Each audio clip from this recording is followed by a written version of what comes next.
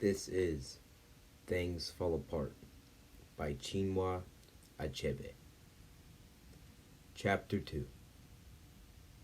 Okonkwo had just blown out the palm oil lamp and stretched himself on his bamboo bed when he heard the ogene of the town crier piercing the still night air. Gome, gome, gome, gome, boomed the hollow metal. Then the crier gave his message, and at the end of it beat his instrument again. And this was the message. Every man of Umofia was asked to gather at the marketplace tomorrow morning. Okonkwo wondered what was amiss, for he knew certainly that something was amiss. He had a discerned and clear overtone of the tragedy in the crier's voice. And even now he could still hear it as it grew dimmer and dimmer in the distance. The night was very quiet. It was always quiet except on the moonlight nights. Darkness held a vague terror for these people, even the bravest among them. Children were warned not to whistle at night for fear of evil spirits. Dangerous animals became even more sinister and uncanny in the dark. A snake was never called by its name at night because it would hear. It was called a string. And so on this particular night, as the crier's voice was gradually swallowed up in the distance, silence returned to the world. A vibrant silence made more intense by the universal trill of a million forest insects. On a moonlight night, it would be different. The happy voices of children playing in open fields would then be heard. And perhaps those not so young would be playing in pairs in less open places, and old men and women would remember their youth, as the Ibo say, when the moon is shining, the cripple becomes hungry for a walk.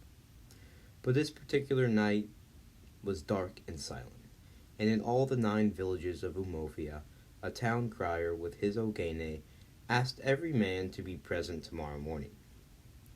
Okonkwo and his bamboo bed tried to figure out the nature of the emergency.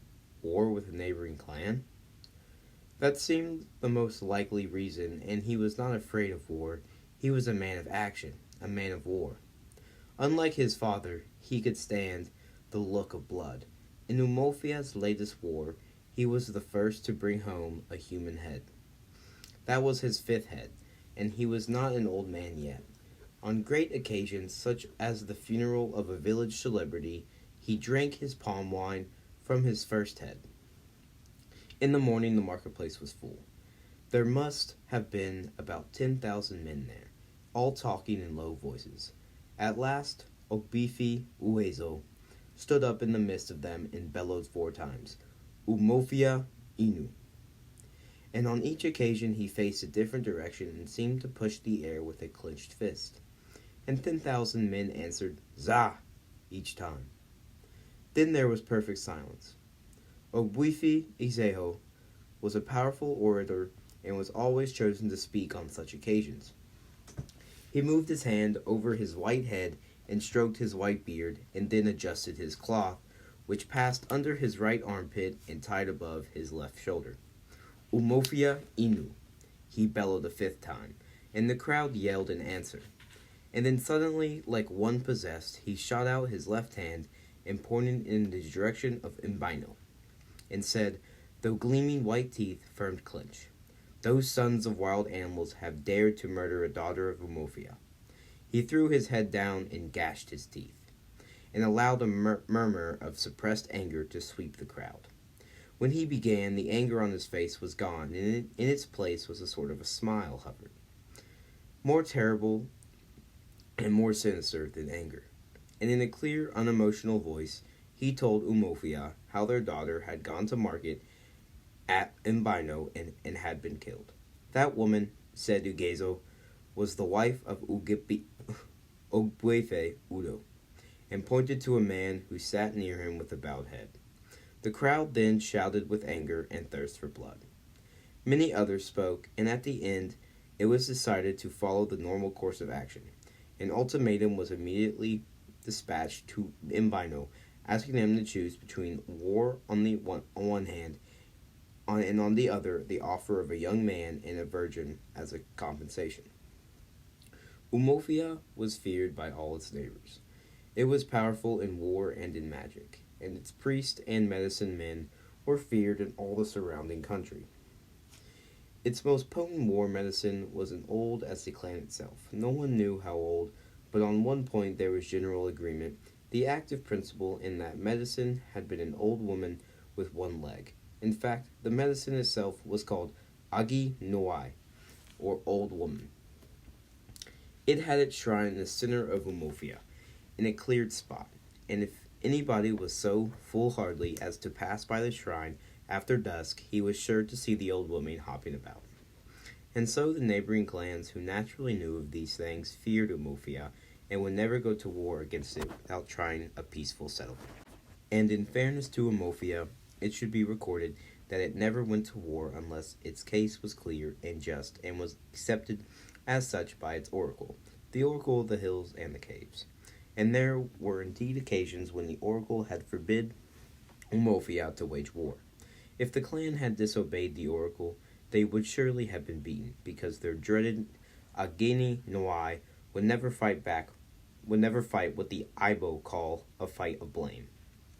But the war that now threatened was just a war. Even the enemy clan knew that. And so, when Okonkwo of Umofia arrived on Mbino as the proud and impressive embassy of war, he was treated with great honor and respect, and 2 days later he returned home with a lad of 15 and a young virgin. The lad's name was Ikemefuna, whose sad story still is told in Umofia unto this day.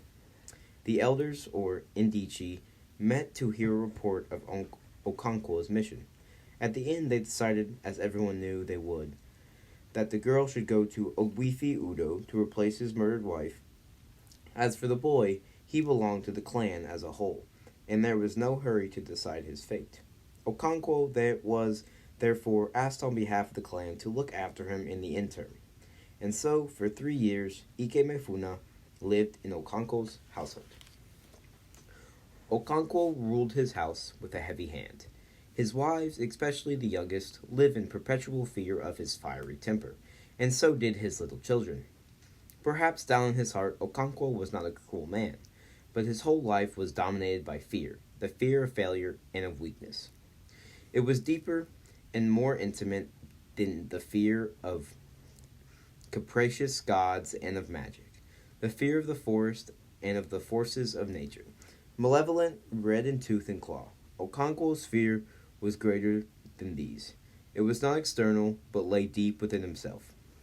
It was the fear of himself, lest he should be found to resemble his father. Even as a little boy, he had resented his father's failures and weakness. And even now, he still remembered how he suffered when a playmate had told him that his father was Al-Baba.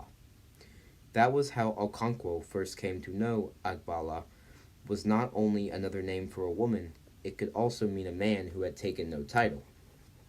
And so Okonkwo was ruled by one passion, to hate everything that his father Unoka had loved. One of those things was gentleness, and another was idleness. During the planting season, Okonkwo worked daily on his farms from cockcrow until the chickens went to roost. He was a very strong man and rarely felt fatigue. But his wives and young children were not as strong, and so they suffered. But they dared not complain openly. Okonkwo's first son, Noai, was then 12 years old, but was already causing his father great anxiety for his incipient laziness. At any rate, that was how it looked to his father. And he sought to correct him by constant nagging and beating. So Noai was developing into a sad-faced youth. Okonkwo's prosperity was visible in his household. He had a large compound enclosed by a thick wall of red earth. His own hut, or obi, stood immediately behind the only gate in the red walls. Each of his 3 wives had her own hut, which together formed a half-moon behind obi. The barn was built against one end of the red walls, and long stacks of yam stood out prosperously in it. At the opposite end of the compound was a shed for the goats, and each wife had built a small attachment to her hut for the hens. Near the barn was a small house, the medicine house, or shrine, where Okonkwo kept the wooden symbols of his personal god and of his ancestral spirits. He worshipped them with sacrifices of kola nut, food, and palm wine, and offered prayers to them on behalf of himself, his 3 wives, and 8 children. So when the daughter of Umofia had been killed in Umbino, Ike Mefuna came into Okonkwo's household. When Okonkwo brought him home that day, he called his most senior wife and handed him over to her. "He belongs to the clan," he told her, "so look after him." "Is he staying long with us?" she asked. "Do what you were told, woman," Okonkwo thundered and stammered. "When did you become one of the Nide of Umofia?" And so Nwai's mother took Ikemefuna to her hut and asked no more questions. As for the boy himself, he was terribly afraid. He could not understand what was happening to him or what he had done. How could he know that his father had taken a hand in killing the daughter of Umofia?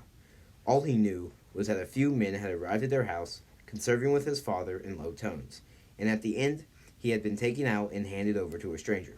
His mother had wept bitterly, but he had been too surprised to weep, and so the stranger had brought him and a girl a long, long way from home, the lonely forest paths. He did not know who the girl was, and he never saw her again.